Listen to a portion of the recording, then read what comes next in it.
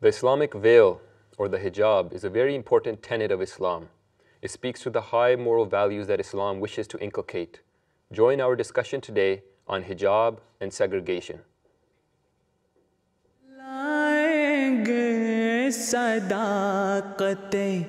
इस्लाम कुछ भी हो जाएंगे हम जहाँ भी के जाना पड़े हमें जाएंगे हम जहाँ भी के जाना पड़े हमें.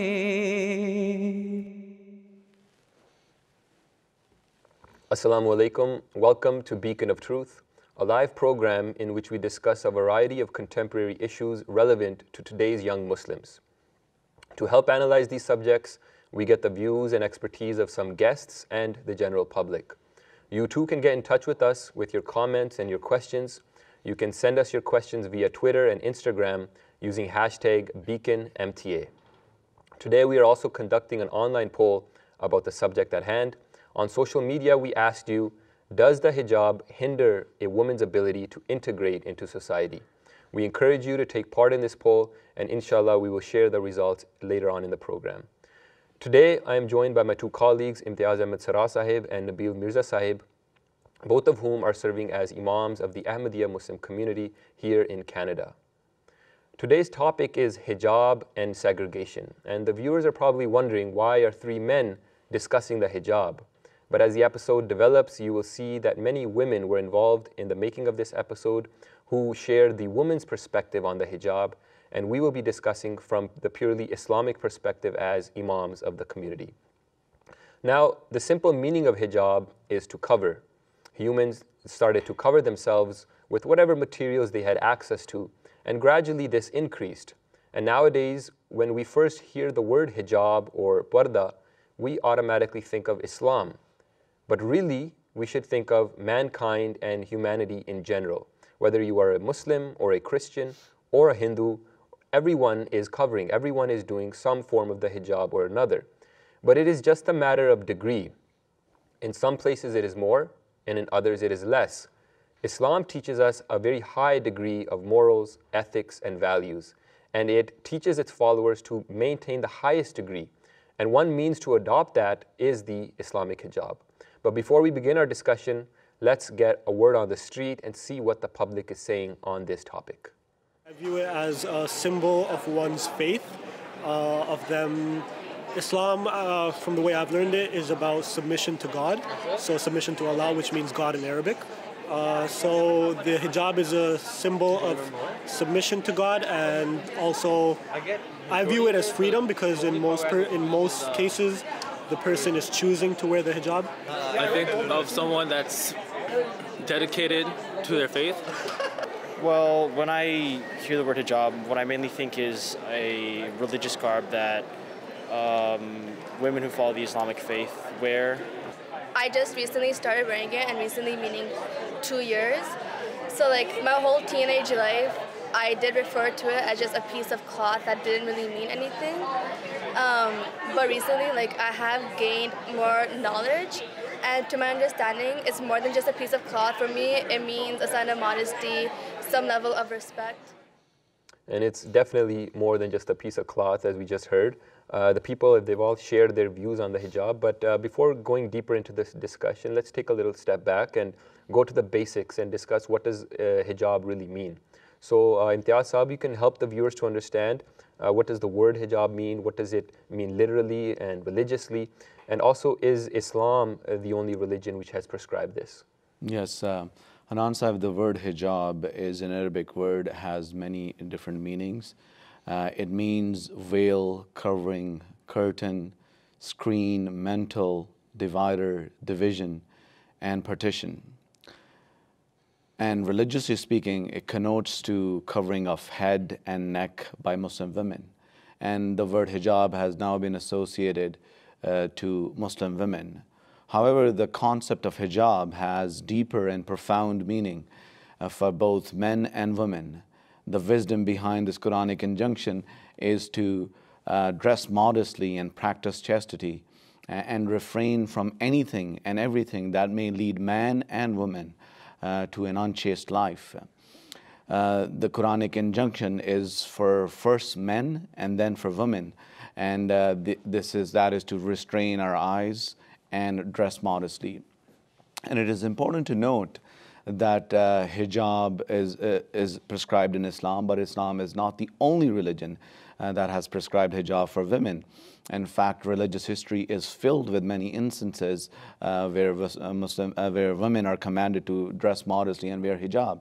For example, looking at the Abrahamic faith in Genesis chapter 24, we find an example, a small story of Isaac and Rebekah, where Isaac and Rebekah, before getting married, they are meeting, and Isaac is going to meet with Rebekah at a farm, at a field, and she is working there with her female servant, and Rebekah sees someone coming towards her, a man, and she inquires from her female servant who this person is, and she says that it is Isaac, and she immediately grabs hold of her veil, covers herself, and dressing modestly. This is the message we get from this whole story.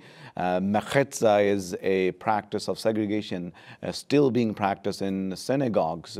There are many instances we find in the New Testament as well, where Christian women are commanded to dress modestly in 1 Timothy chapter 2 verse 9, and we don't have to go too far to find an example of hijab or dressing modestly in Christianity. We just have to look at the example of mother of Jesus Christ, peace be upon him, Mother Mary as they call it.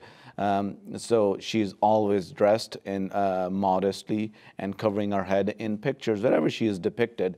And Paul has actually taken it to the next level in 1 Corinthians chapter 11 verses 5 to 6. He is commanding, he's telling the Christian ladies that they must cover their head, especially when they're praying. And he goes on to say that if a woman does not cover her head should be shaved off. This is an extreme, of course, and teachings of Islam are not so extreme. They are modest, and Islam has prescribed hijab for men and women alike, and both have to dress modestly and restrain their eyes. Now you said that it is prescribed for men and women alike. So Nabil Saab, there's this misconception that the head covering is not actually mentioned in the Holy Quran. And also, to be fair with women, the prescription of hijab is only for women. So what is the hijab of the men as well, if you could add? Yes, we have just heard by Imtiaz Sahab that, the veil for the men was prescribed before women. But the only, the question that people always have is that if the veil is such an amazing thing and, is something which is modest, why men do not wear it? So I will be coming back to this question later in the question. But before even going back to the hijab, as you said, that many people have this misconception, and hijab doesn't include the head covering. So we hear in the media, well, they say, Islam doesn't have in its teaching the head covering, but it's only a cultural thing. But in fact, when you look in the Holy Quran, the word hijab, when it speaks about the veil, is never mentioned, and the word mentioned is the word khimar. For example, the Holy Quran says in chapter 24, verse 32. That وَلْيَضْرِبْنَ بِخُمُرِهِنَّ عَلَى جُيُوبِهِنَّ, that they draw their head coverings over their bosoms. So here the word used is khumur, which is the plural form of the word khimar.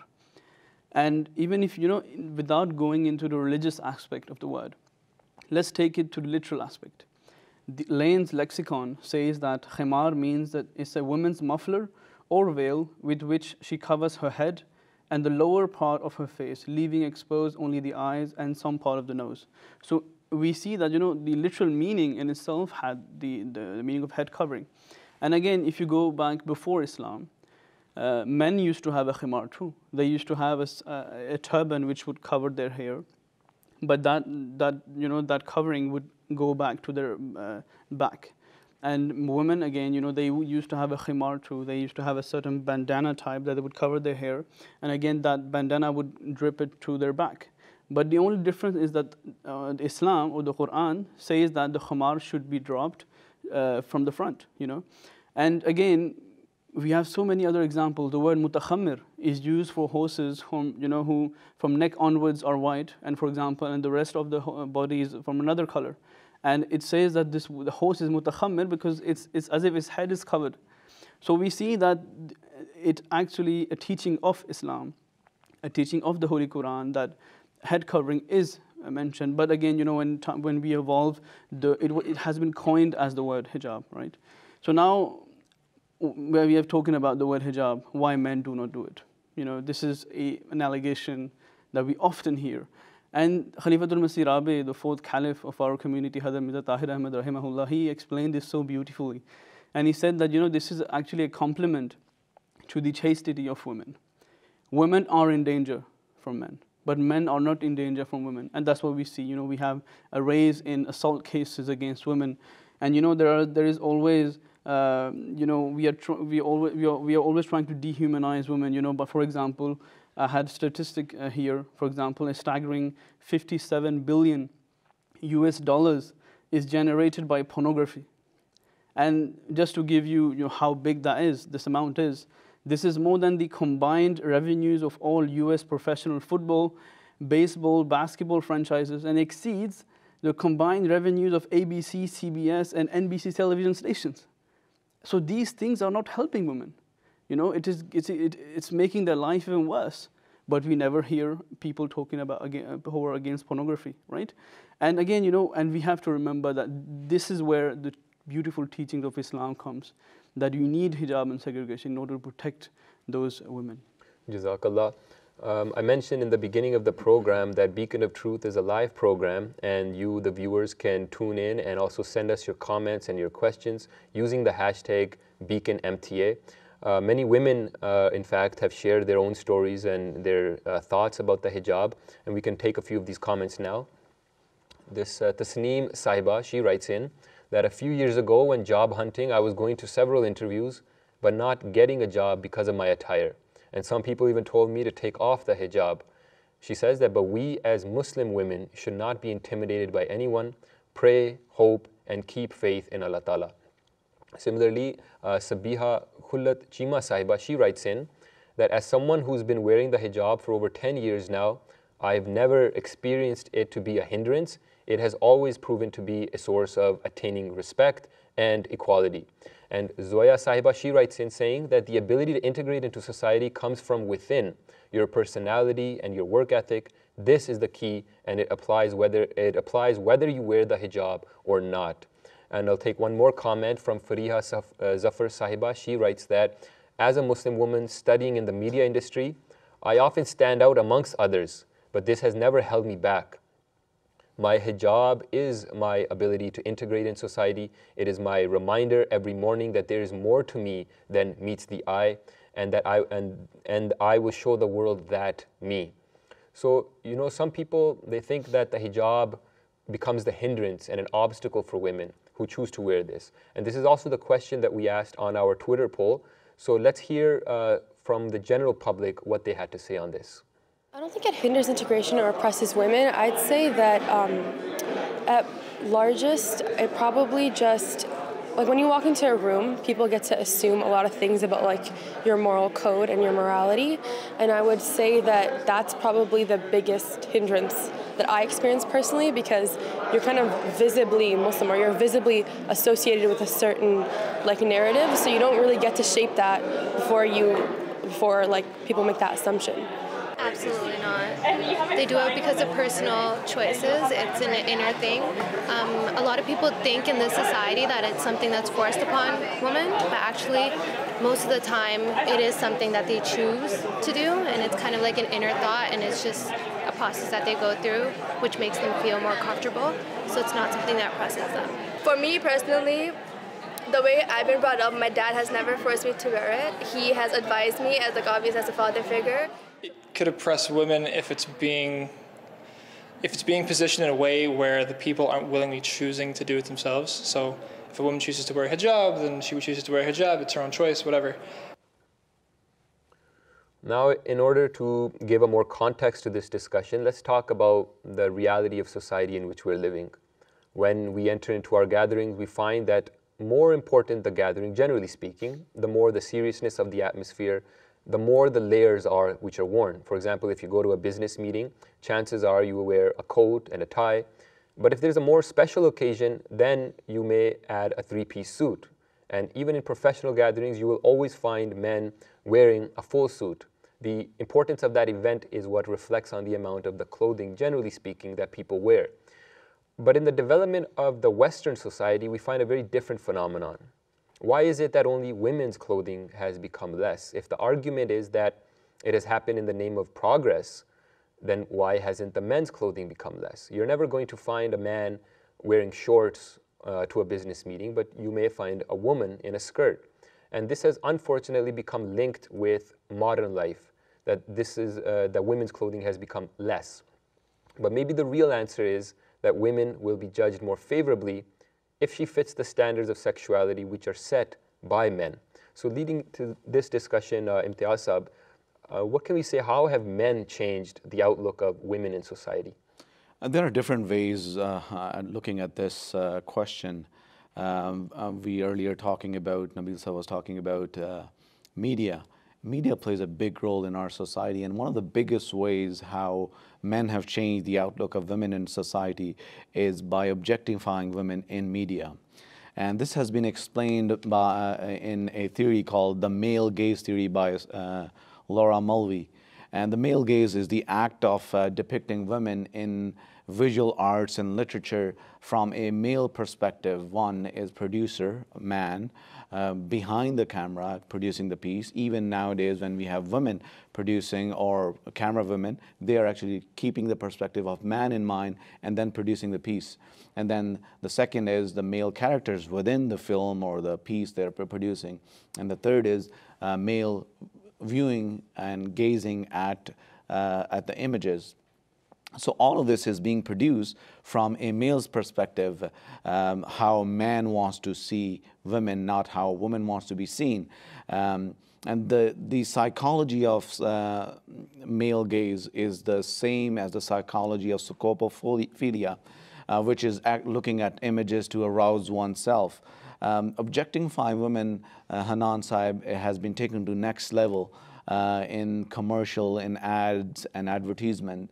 We have seen time and again women with very little dress in sports car ads or burger ads. I mean, Super Bowl ads. Time and again we talk about it. There is all this backlash on how it is inappropriate. It's not we not be able to see in family gatherings.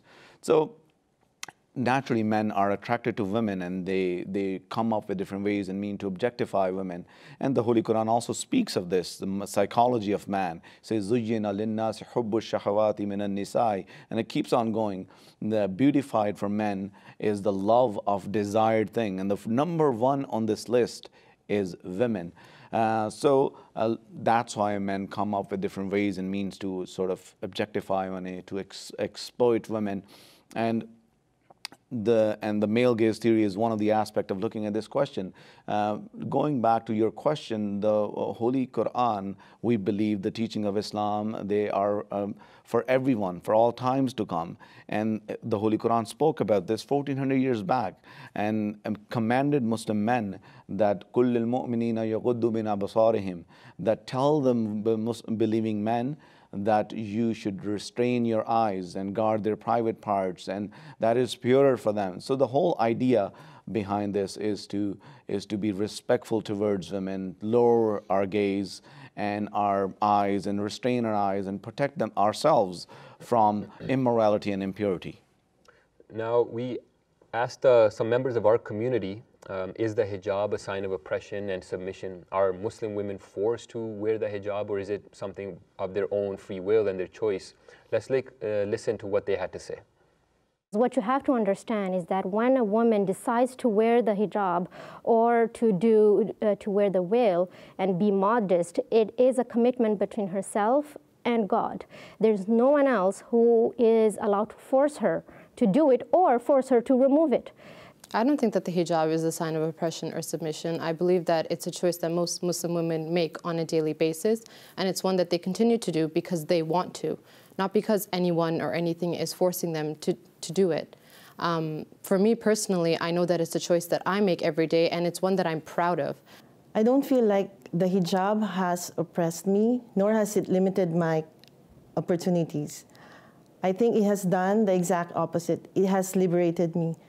Now people take me seriously. They talk to me and they listen to my thoughts without judging how I look, what brand of clothes I'm wearing.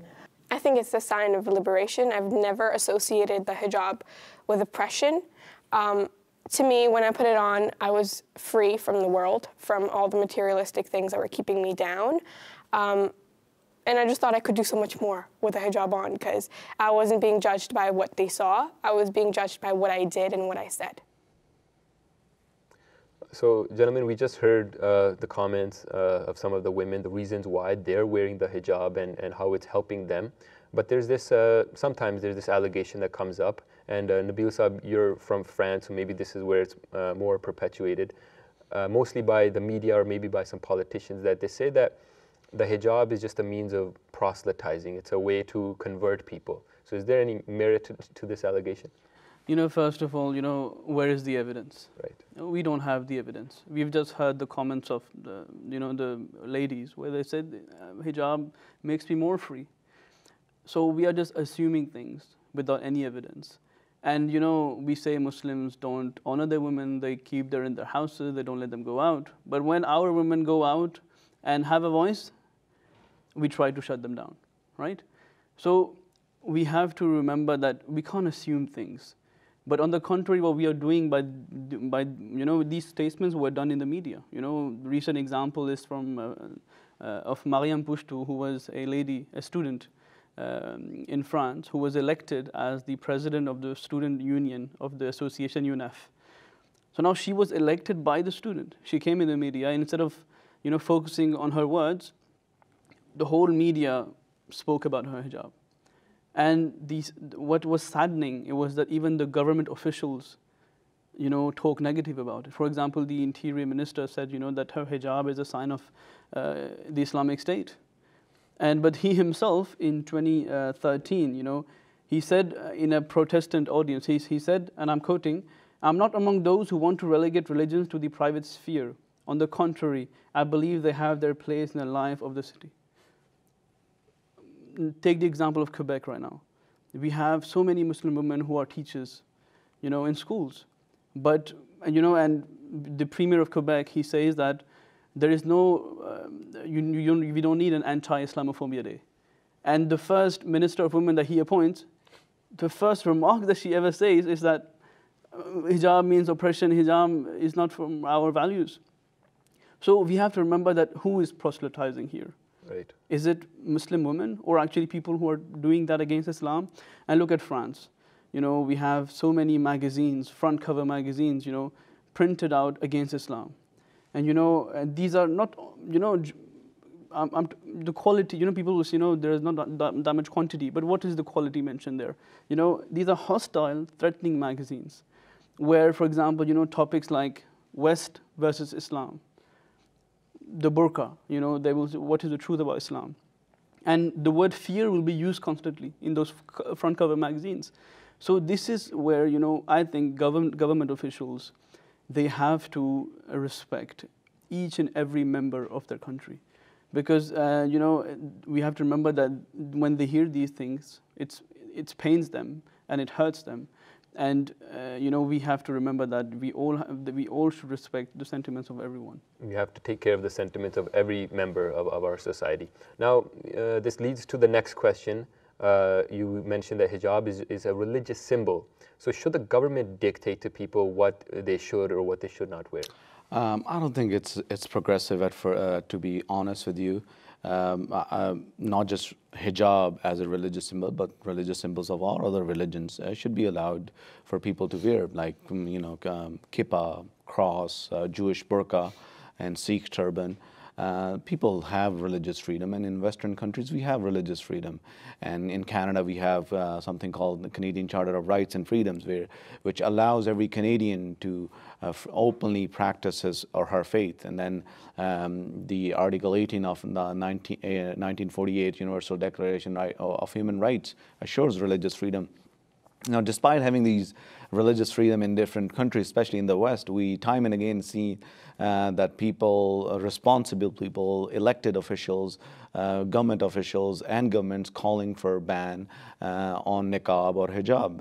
And they make the argument that it is a sign of oppression. To be honest with you, it is quite frankly a very flawed argument. Just as it is oppression to force women to wear hijab, it is equally oppression to force women not to wear hijab, and equally oppression not to allow women to practice her religious freedom. So quite frankly, this is an attempt to marginalize one group of society.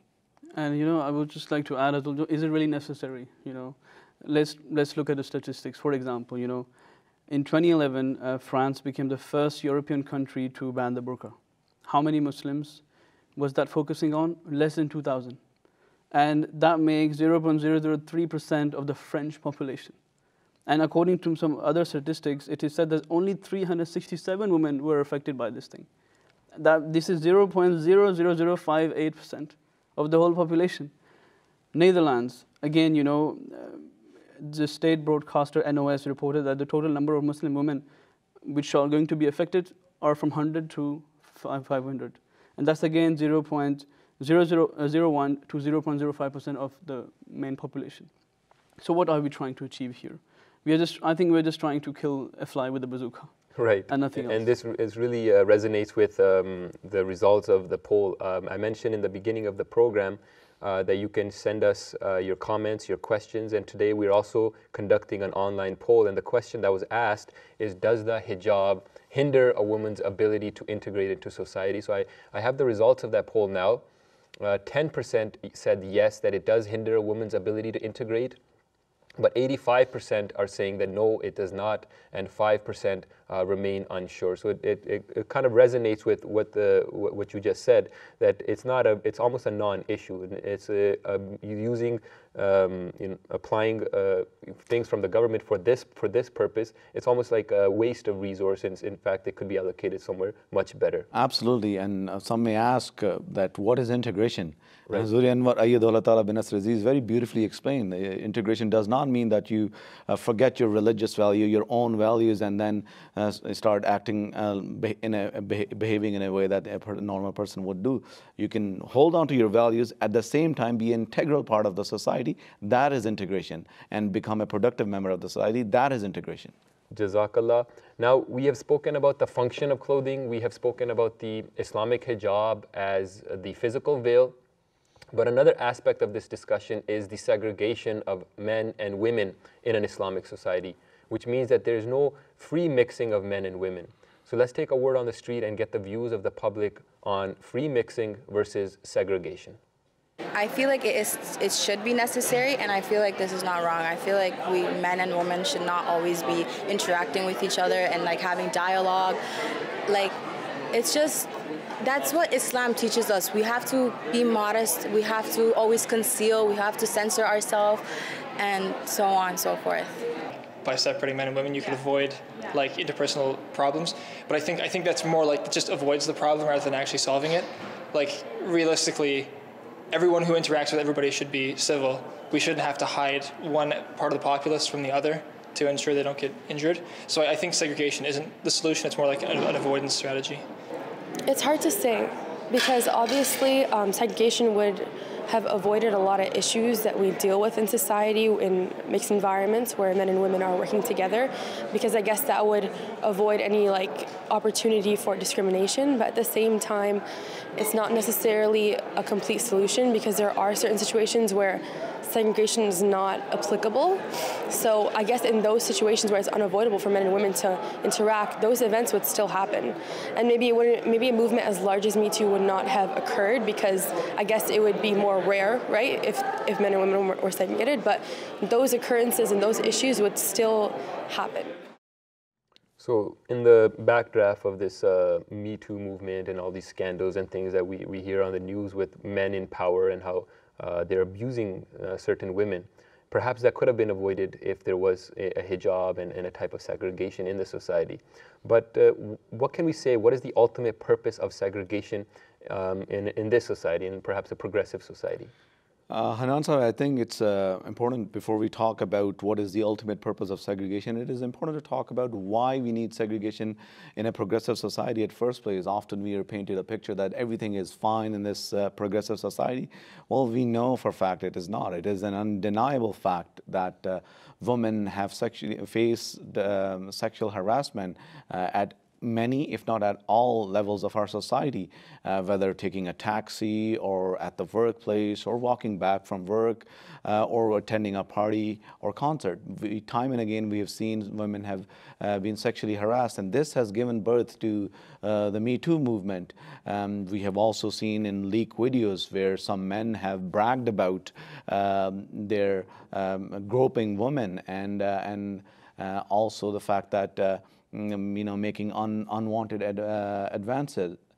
So it is a serious concern. According to Human Resources survey published in Canada's Occupational and Health magazine, Safety magazine, it said that sexual harassment at workplace has become an epidemic. This is a really cause for concern, not just for women, but also for men, because we all have mothers and sisters, daughters who are actually going out and being an integral part of the society as they are. They're contributing towards, so it is a cause of concern for us. And this has also inspired many different ladies to come up with different things which may ensure the security and safety of women. For example, the taxi service for women only recently launched in Toronto called Drive Her, and similar kind of service was also launched in London, England. Women-only gym, more and more women joining a gym. Women-only gym. And then Hazur Anwar bin Nasr Aziz, a couple of years back, he was addressing ladies, and he also presented examples for Safe Zone in Berlin at New Year Eve's party. And then a women-only music festival happened in Sweden. So we see slowly trend and the idea of people accepting that maybe segregation is necessary. And we believe, as I mentioned earlier, that Islam is a religion for all people, for all times to come. And segregation was taught 1400 years back, and the promised Messiah ﷺ very beautifully prophesied that "Aa raha hai is taraf ahrar-e Europe ka mizaj," that slowly the mood and mode of free people of Europe is coming towards, inclining towards Islam, and their pulse is beating like a person who is alive. So going back to your question, the ultimate objective and purpose of segregation is safety and security of women. It is also about giving them a proper and their own space. But I want to also highlight the fact that it is equally important for us as men to behave more responsibly. And it is to be respectful towards women.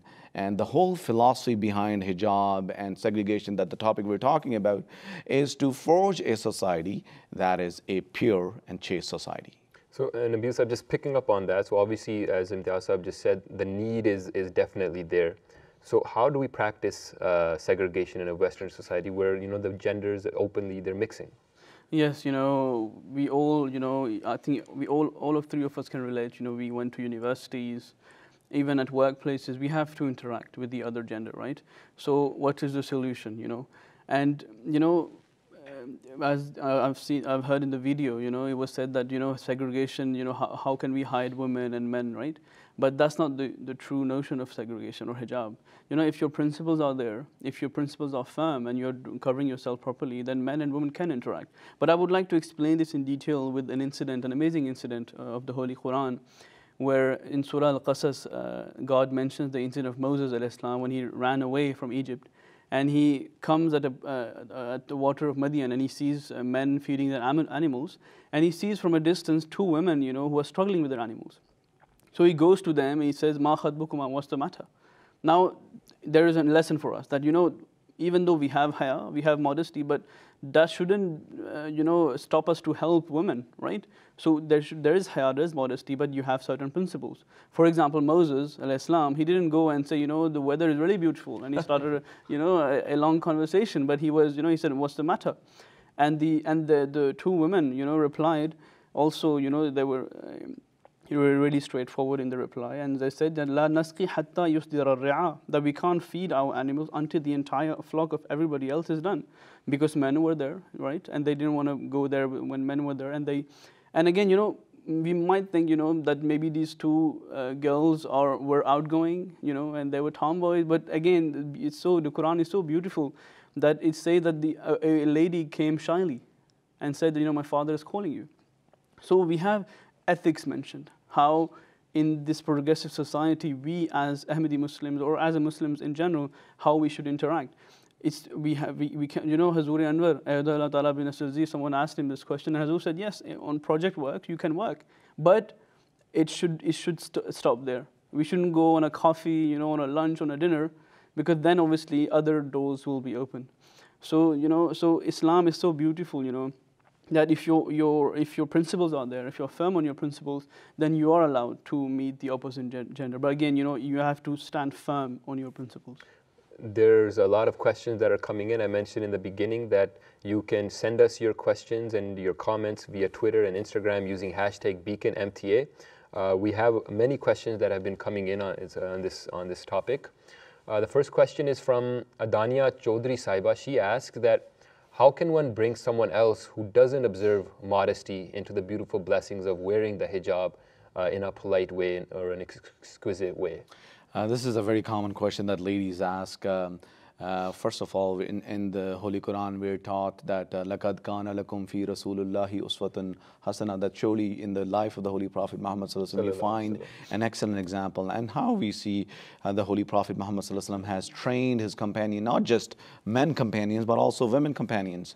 So the different commandments came, the Holy Prophet sallallahu alaihi wasallam would gradually make sure that these teachings are instilled and they abide by these teachings. So similarly, same approach can be taken. Slowly, you have to set your own example first. Then the second thing is, one cannot force somebody to wear hijab. Second, the third thing is that you have to show the beauty of the teaching that you're following, meaning the hijab. Why do you wear hijab? The show the you know, why you dress modestly, why it is important to do that. Once you show the beauty and the reason why you do it, slowly you will, the person will accept it, and then it will. And obviously, like you said, the practical example is there. If they see you're wearing the hijab and you're integrated into society and you're living a very, you know, clean and pious life, that's something that many people would be attracted to. Absolutely. And this is something which has resonated with one of our viewers as well. They sent in this comment saying, this is from Samar Mahmood Sahiba. She comments that it all comes down to your example. First, show modesty in your actions. Then, if you carry yourself with confidence, all while wearing the hijab, others will understand that the hijab is not a sign of oppression and that it allows Muslim women to carry themselves with dignity. And you know, I remember, you know, Hazuri Anwar Lajna had class with Hazur, and you know, Hazur told the Lajna, you know, that the Ahmadi women, that, you know, when you go out, you have to be smiling. You know, you have to tell the world, and you know, you're free, you're happy. And again, you know, it all comes down to, as you said, you know, practical examples. So I think we, as Muslims, we have a great responsibility to show the beautiful teaching of Islam by our own practices. And this would alleviate many of the allegations which are leveled against Islam as well. Now, another question, this is from Samar Mia Sahiba. She asks that if the concept of head coverings is present in every other religion, then why is it that the hijab in Islam is seen as an oppression? Yes, I'd like to give this answer by narrating an anecdote, personal anecdote. I was at a church for a conference where we had a question-answer session. A Christian lady asked that why do Muslim women wear hijab? And then I presented the example of Mother of Jesus Christ, peace be upon him, Mother Mary, and then I cited a few references that it's not just the teachings of Islam, it is the teachings of other religions as well, as mentioned by the questioners as well. So why do we are following the teachings of Islam and others have forgotten it? And the priest, before I answer the next question, the priest got up and he said, unfortunately, we have forgotten our teaching. And he was remorseful. And so that's what the answer is. Here, we have to also encourage our sisters and our mothers and stand in solidarity with them, because it is really a challenge, especially in this society where they are bombarded with allegations, this allegation, that allegation, and yet still they're holding fast to this Quranic injunction, that is to cover themselves and dress modestly. And Allah Ta'ala would inshallah reward them for this, because they're taking it in it's almost like a jihad on their part. Yes, it is. Especially in this society. Now, another question, it's a very interesting question. This comes from El Yusuf Saiba. She asks that I take my kids to swimming, and for my daughter, I made a special request if they can create an all-girl class with a female teacher. She asks that should I have done the same for my boys who are 5 and 3 years old? Yes, you know, where the Holy Quran has talked about how women should cover themselves, it also talks about where women they should not cover, they should be at ease. And for example, the example of father is given, husband and brothers and all that. And also God Almighty speaks about this in chapter Surah An-Nur, verse 32, which says, young children who have no knowledge of the hidden parts of women. So there's a leeway as well, but at the same time, it is good that she has used religious accommodation that we have in our workplaces and other places as well, where you know, they give you the religious accommodation. She has used it, and it's also important to set an example for her sons as well, that rules equally apply to you. So if there is an option where you can have a male instructor, by all means you should avail that.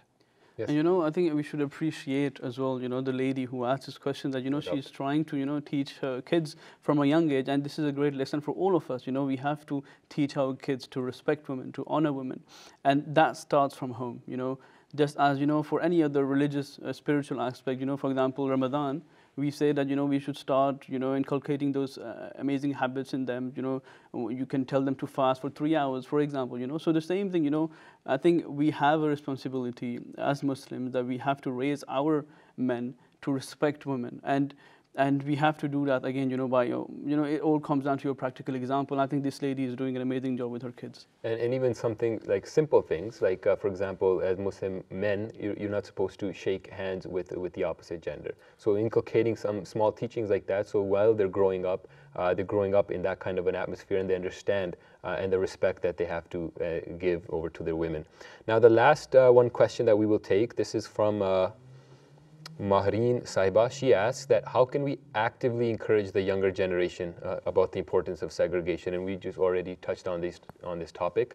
So we'll ask another question, that why is segregation needed if women are wearing a scarf? Isn't there equality between men and women? So if in the last 30 seconds you guys want to answer. You know, we already answered, you know, it's not about equality, it's about protection of women. And you know, when women are with women, they feel better. For example, you know, how the taxi women only started. The woman said, I was in a taxi with the man driving. I was really, you know, not comfortable with the question he was asking. But then after a few days, I was with a woman, I was feeling so free. So that's why, you know, we have segregation in our events. That's for women to be more free. Jazakallah, gentlemen. Now, we began the discussion today by defining the veil, and it means to cover, as hijab means to cover and to protect. We also discussed the positive outcomes that hijab can bring about, and when the principles of hijab are not applied, what the detrimental impact to society can be. We have heard from the various Muslim women that hijab does not hinder them in any way. Rather, it is a powerful means that grants liberty, grants freedom, and it creates a boundary against wrong advancements and wayward looks. And we also heard in the commandment of segregation that there is much wisdom, and if it is adhered to, it could create a more harmonious and a more respectful society. So Jazakallah Imtiaz Sahib, Jazakallah Nabil Sahib for this very interesting and insightful discussion. Thank you for tuning in and joining our discussion today. Please do send us your feedback and your comments at our Twitter handle, which is @beacon_MTA. You can also email us at beacon@mta.tv. Join us again same time next week at 1900 GMT on Beacon of Truth. Assalamu alaikum, peace be upon you all.